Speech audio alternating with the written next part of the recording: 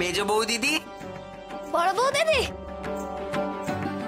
এই দেখুন কি এনেছি। ও মা, এ তো খুব সুন্দর ফুল। দেখি, এই নিশ্চয়ই ছোট দাদার গাছের। কি করে বুঝলেন? জানো তো দিদি, ছোট দাদা না খুব ভালো বাগান করে। এই ফুলগুলো আমরা সব ভাইরা মিলে আপনাদের দুজনকে উপহার দিলাম। এই এই ফুলগুলো আমাদের? দেখেছো তো বিভা, কত ভালো দেওর পেয়েছো তোমরা। আমার ভাইগুলোর মন কিন্তু খুব ভালো, বুঝলে? বড় ভাগ্নি, তুমি তো আমার কথা বললে না। আমার ভুল হয়ে গেছে মামা বাবু, আপনি তো সবার সেরা। আমাদের সব ভাগ্নে ভাগ্নিদের দায়িত্ব তো আপনি একাই নিয়ে রেখেছেন। সে তো রাখতেই হবে। সুবি, এই ফুলটা কার? দে বড় ভাগ্নিকে। দে সুবি। এটা মিস দাদার। হ্যাঁ সুবি, দেখলে তো।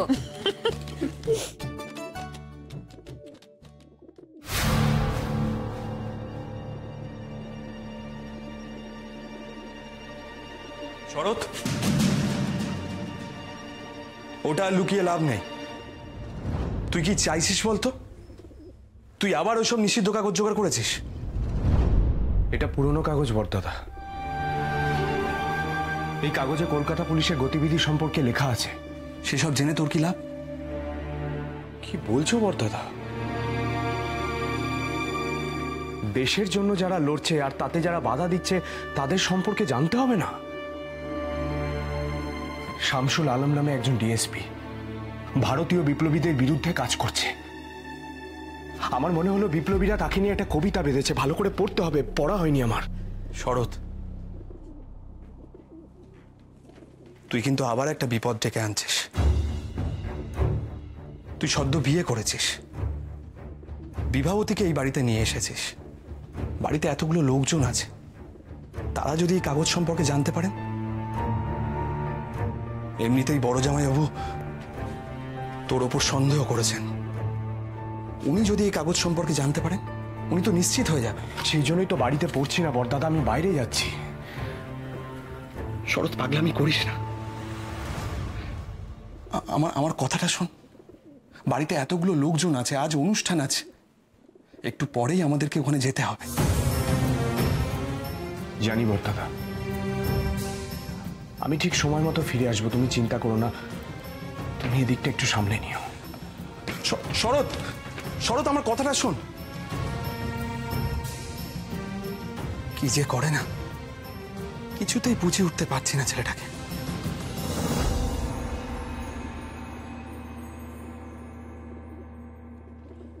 মিস দাদা, মিস দাদা, বল। আমরা কলকাতা থেকে এসে যে গাছটা পুঁতেছিলাম তাতে ফুল হয়েছে। পাশের গাছগুলোতেও এত ফুল হয়েছে। বাহ সুবি, তাহলে তো দারুণ বাগান তৈরি হয়েছে। হ্যাঁ মিস দাদা, আমি, নতুন দাদা, ফুল দাদা, আমরা সবাই মিলে বৌদিদিদের এত ফুল দিয়েছি। আর এটা তোমার। আমার? হ্যাঁ মিস দাদা। আচ্ছা ঠিক আছে, এটা আমি আমার কাছে রাখছি। তুই এখন ঘরে যা, আমি আসছি। হ্যাঁ, কোথায় যাবে মিস দাদা? আমাকেও নিয়ে চলো না গো। তোকে?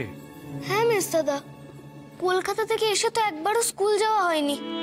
হেডমাস্টার মশাইয়ের সঙ্গে দেখাও করা হয়নি, ওনাকে প্রণামও করা হয়নি। আমাকে একবার হেডমাস্টার মশাইয়ের বাড়িতে নিয়ে চলো না গো। ঠিক আছে, নিয়ে যাও। তাহলে আমি বৌদিদের বলে আসছি। বড় বৌদিদি,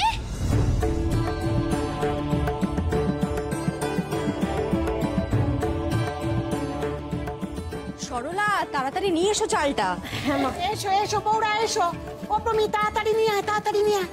এসো বৌরা, এসো এসো এসো, হেসেলে এসো। এসো এসো এসো এসো। তখন তো তোমরা দুজনে খুব কাজ করতে চাইছিলে, হ্যাঁ? তা এখন দেখি কাজের সময় এসছে, কেমন তোমরা কাজ করো। ওরে ও প্রভা, এদিকটা সব তৈরি আছে তো? হ্যাঁ, তাও আপনি একবার দেখে নিন। এই তো এখানে চাল রেখেছি আর সবজি টবজি সবই আছে। এ কি রে সরলা, এত চাল? পিসি দিদা, এত চালে ওরা রাঁধতে পারবে নাকি? না পারলে তুমি রেঁধে দিও, এমনিও তো তুমি পিছু ছাড়ছো না। ওরে প্রমি, পারবে কি পারবে না সেটাই তো এখন দেখবো। হ্যাঁ, জানিস তো এই আমাদের কালে এই দিনটা ছিল বউদের পরীক্ষা দেওয়ার দিন। তাই আমিও আজ এই বউদের পরীক্ষা নেব। পাশ করতে পারলে খুব ভালো কথা, আর পাশ করতে না পারলে তাতেও কোনো ক্ষতি নেই রে বাপু। তবে পাশ করলে আমি খুব খুশি হব, আর আমি মনে করব তোমরা এই পরিবারের যোগ্য বউ হয়ে এসেছো।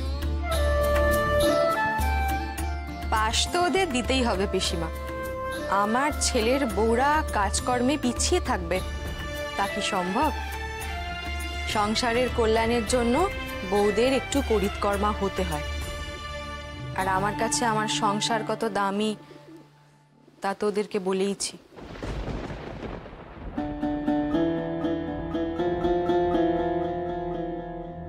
আমার সংসারে আমার সন্তানদের কল্যাণ অকল্যাণ আমার কাছে অনেক বেশি দামি। বলুন পিসিমা, কি পরীক্ষা নেবেন ওদের? দেখ, পরীক্ষা তো কত রকমেরই হয়। হ্যাঁ, তবে আমাদের কালে কি পরীক্ষা নেওয়া হতো বলতো? যে যত ভালো মিহি করে থোর কুচোতে পারবে। তা আমি ভাবছি ওদের আজকে সেই পরীক্ষাটাই নেব। পিসি দিদা, তোমাদের কাল তো অনেক আগে ছিল, ওরা থোর কুচোবে? আরে বাবা, পারবে কি পারবে না সেটা দেখবো বলে তো আগে থেকে দুটো থোর এনেই রেখেছি। ওই দেখ, এই যে বউরা, এই থোর দুটো দুজনকে মিহি করে খুঁচোতে হবে, বুঝেছো? আর এই ঘি ভাত রান্না করে শ্বশুর ভাসুর দেওরকে খাওয়াতে হবে। হ্যাঁ, তাই তোমাদের দুজনকে ঘি ভাতও রান্না করতে হবে। ওই দেখো, আরে বাপু, একটু জোরে জোরে মাথাটা নাড়ো না, তা নাহলে তো আমি এই হেসেল ছেড়ে যেতেই পারবো না। হ্যাঁ, বুঝেছো তো কি কি করতে হবে? ওরে ও প্রভা, আজ তাহলে এই বউদের হেসেলটা ছেড়ে দে, এই বাড়ির রান্না ঠাকুরকে বল অন্য হেসেলে করতে। কি গো বউরা, পারবে তো থোড় কাটতে? দেখো আবার পুরো হেসেল জুড়ে আঠা লাগিয়ে রেখো না। সরলা, তুই নতুন বউ দুটোকে ঘাবড়ে দিচ্ছিস কেন রে? পিসি দিদা, ওরা যেমন তোমার দেওয়া পরীক্ষার কাজ করবে, আমাদেরও তো ভাত কাপড়ের অনুষ্ঠানের জন্য রান্না করতে হবে, তাই না? সে তো ঠিকই। আসলে কি বলো তো পিসি দিদা, এটা তো শুধু ওদের পরীক্ষা নয় ভালো বউ হওয়ার, এটা আমাদেরও পরীক্ষা, আমরা ভালো ননদ হতে পেরেছি কিনা, তাই না মা? সে তো ঠিক। ও প্রমি, বলি এখন আবার বলিস না যেন মাকে শাশুড়ির পরীক্ষা দিতে। না পিসিমা, আমাদের আয়োজনেও কোনো ত্রুটি থাকলে চলবে না। চলুন আমরা বাইরে যাই। প্রমিলা, সরলা, তোমরাও এসো। আজকে বৌমাদের জন্য আমরা নিজে হাতে রান্না করব। হ্যাঁ, চল চল, আয় আয় তোরা আয় আয়।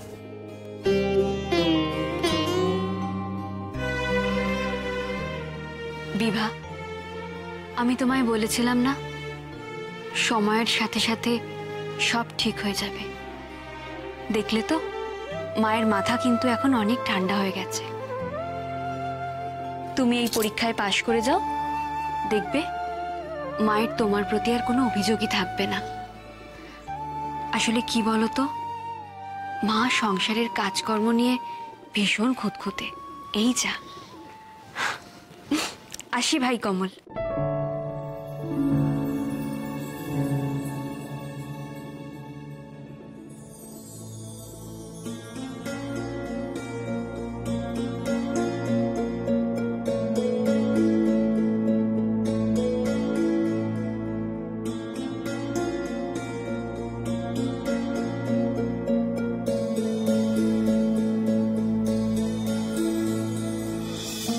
বৌদিদিটা কোথায় গেল? ঘরেও তো পেলাম না।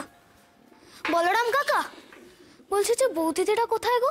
সুবি বাবা, সব তো হেসেলে হচ্ছি, রন্ধনও করেছি। হেসেলে? মেজ বৌদি যে বললো রান্না পারে না, দেখি তো কি।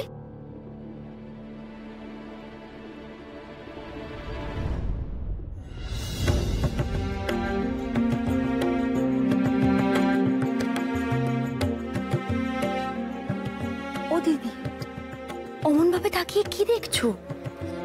আমি তো কোনোদিনও থরক যাইনি গো দিদি। আমি বললাম না, বাড়িতে আমি ওই পোশাকই রান্না বান্না করতাম মাত্র। এই মালপোয়া, কেক, পুডিং, পোলাও করেছি। ঘি ভাতটা হয়তো আমি করে ফেলতে পারবো, কিন্তু এই থর, এ তো দুদিকে একই রকম দেখতে। আমি তো বুঝতেই পারছি না কোন দিকটা কিভাবে কাটবো। আমি পরীক্ষায় পাস দিতে পারবো না, আর তুমি হেসে যাচ্ছ। হাসো, হেসে নাও। একটা কথা বলবো দিদি, আমি না থোর কুচাতে জানি, মিহি মিহি করেই থোর কুচাতে জানি। আমি না হয় তোমার হয়ে থোর কুচিয়ে দেব, কিন্তু আমি যে ঘি ভাত জানি না। তুমি সত্যি বলছো দিদি? তুমি থোর কুচাতে জানো? আমাদের তো বাড়িতে মাঝে মাঝেই এটা করতে হতো। আর আমার বাবা আমার হাতে থোর ছিচকি খেতে খুব ভালোবাসেন। তবে তো হয়েই গেল। আমি ঘি ভাত বানাতে জানি, আমি তোমার ভাগের ঘি ভাতটা বানিয়ে দেবো। তুমি আমার ভাগের থোর ছেচকিটা বানিয়ে দেবে তো? নিশ্চয়ই। তাহলে আর দেরি করো না, চলো আমরা কাজে লেগে পড়ি। চলো, আমি চালটা বেছে নিই, তুমি কেটে নাও থোরটা।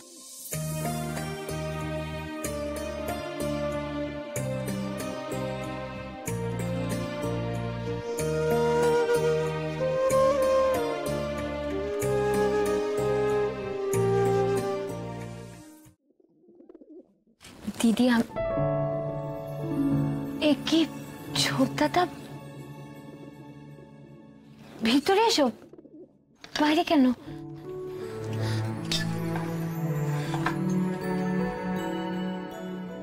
আপনারা কি ভালো জানেন কি সুন্দর একে অপরকে সাহায্য করছেন। আমাদের স্কুলেও যদি এরকম একে অপরকে সবাই সাহায্য করত। জানেন, নন্দরা খেলাধুলায় খুব ভালো, চারু ইংরেজি ছাড়া সব বিষয়ে ভালো, আমি আবার ইংরেজিতে ভালো। এরকম যদি সবাই একে অপরকে সাহায্য করত, তাহলে বোধহয় সবাই পাশ করত আপনাদের দুজনের মতো। কিন্তু জানেন, ওরা না কারোর কথা শোনে না। আমি না এবার স্কুলে গিয়ে আপনাদের দুজনের কথা বলবো। না না, কাউকে কিচ্ছু বলতে হবে না ছোটদাদা। মা শুনলে কিন্তু আবার খুব রাগ করবেন। এমনিতেই কাল আমি মাকে রাগিয়ে দিয়েছি। আচ্ছা ঠিক আছে, বলবো না। আচ্ছা, আমি বলতে এসেছিলাম যে আমি আর মেজদাদা হেডমাস্টার মশাইয়ের বাড়িতে যাচ্ছি। মা জিজ্ঞাসা করলে বলে দেবেন।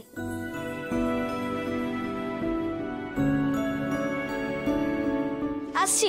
আচ্ছা। ও আবার বাইরে গিয়ে সবাইকে সবকিছু বলে দেবে না তো? ও এমন ছেলেই নয়। তুমি কি করে জানলে গো? আমাকে ওর মেজদাদা বলেছে। তুমি কত কি জানো এই বাড়ির সম্পর্কে। তোমার আর কাউকে অচেনা লাগে না, না? সবার সাথে তোমার কত আলাপ। আচ্ছা, মেজ ঠাকুরপোর তোমার সঙ্গে আগে থেকেই আলাপ হয়েছিল, তাই না? মেজ ঠাকুরপো কত ভালো মানুষ, উনি মেয়েদের দুঃখ কষ্ট সব বোঝেন। সে তো ভালো মানুষ আমার ভাসুর ঠাকুরও গো দিদি। তোমার সঙ্গে আলাপ হয়নি বলে তুমি এখনো বুঝতে পারছো না, হলেই বুঝবে। জানো তো দিদি, আমি যখন ওই বাড়ি ছেড়ে এখানে এসেছিলাম না, আমার দাদার জন্য খুব কষ্ট হচ্ছিল। কিন্তু এখানে এসে বড়দাদাকে পেয়ে সে অভাব আমি এখন বোধই করি না। কি জানি ভাই, আমার বড় ভয় হয়। সব সময় মনে হয় আমি যদি কোনো ভুল করে বসি, উনি কি ভাববেনটা কি? এই ভয় তোমার খুব শিগগিরই কেটে যাবে। আমার ভাসুর ঠাকুরও না সকলকে আগলে রাখতে জানে। তার ভাইকেও কি কম আগলে রাখেন তিনি?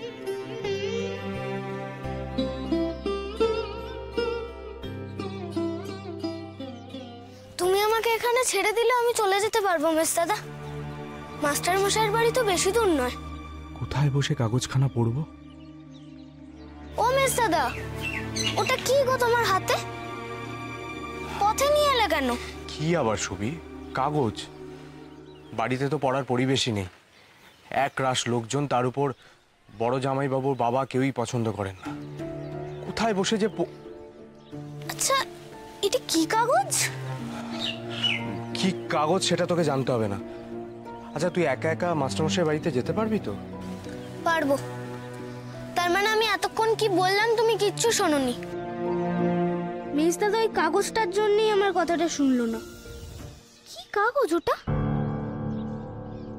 আচ্ছা ঠিক আছে, আর রাগ করতে হবে না। তাড়াতাড়ি যা, আবার তো ফিরে আসতে হবে তোকে। চল চল চল চল। চলো।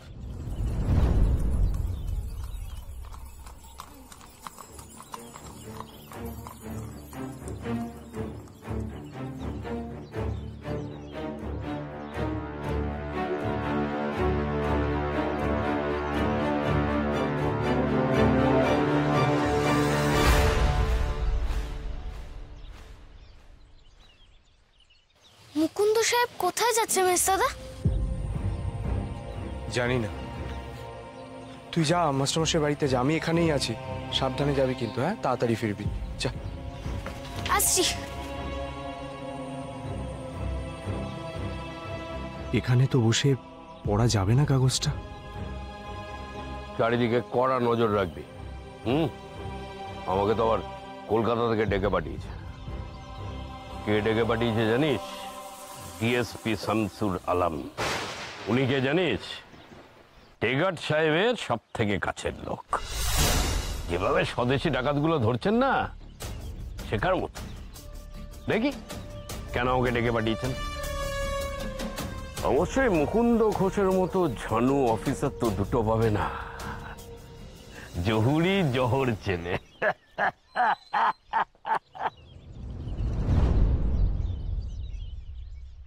আরে শরৎ বাবু যে,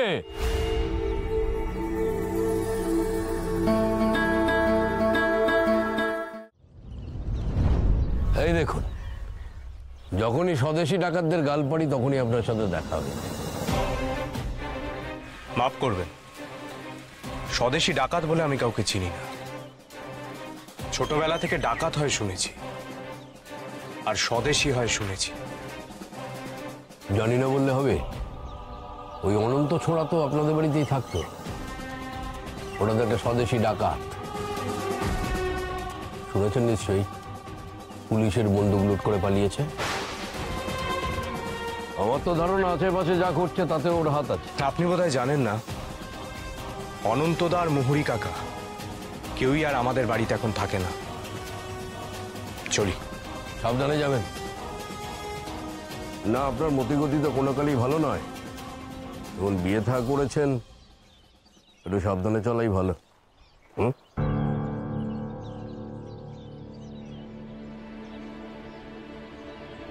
ছেলেটা কেমন টেরাবেকা কথা বললো দেখলেন স্যার? শুনেছি কলকাতায় পড়াশোনা করে। আমিও তো কলকাতাতেই যাচ্ছি। কোনোদিন পথে ঘাটে দেখলে দেবো একবারে ওই ডিএসপি সাহেব আলমের কাছে নালিশ করে। যাগে শোনো, পুলিশের বড় কর্তা জানিয়েছেন স্বদেশি ডাকাতগুলো ছোট ছোট শহরে ঘাঁটি গাড়ছে। কে জানে কটকেও ঘাঁটি গেড়েছে কিনা। অনন্তদারা কাল পালাতে পেরেছে তো কটক থেকে। অনুমা শিবা কোথায় কি জানি। কলকাতা থেকে টেলি পাঠিয়েছে, কটকে কড়া নজরদারি রাখতে হবে। খুব সাবধানে থাকবে। ওই অনন্ত ছোড়া আবার দল পাকাচ্ছে কিনা কে জানে।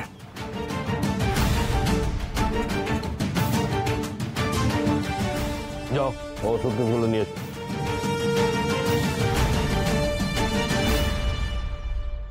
শামসুল আলম, তার মানে পুলিশের গোয়েন্দা বিভাগের কেউ এইভাবে ভারতীয়দের বিপদে ফেলছে। আর এই মুকুন্দ ঘোষের মতো লোকেরা তার সাগরেদি করছে।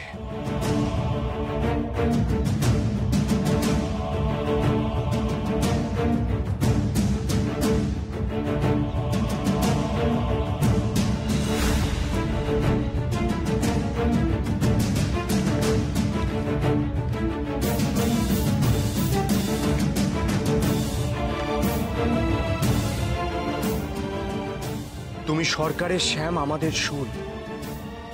তোমার ভিটে চড়বে ঘুঘু, দেখবে চোখে সর্ষে ফুল। এই তো, এটা শামসুল আলমকে কটাক্ষ করে লেখা হয়েছে। একের পর এক ভারতীয়রা ব্রিটিশদের কাছে নিজেদের বিক্রি করে দিচ্ছে। দেশের মানুষই হয়ে উঠছে দেশের শত্রু। কিসের এত লোভ আমাদের? আমরা কি কখনো একজোট হতে পারবো না? এমন কোনো দিন আসবে না যেদিন ভারতীয়রা ভারতীয়দের বিরুদ্ধে যাবে না? এমন কেউ আসবে না যে এই শামসুল আলমের মতো লোকেদের দলে টেনে দেশটাকে এক সূত্রে বাঁধতে পারে।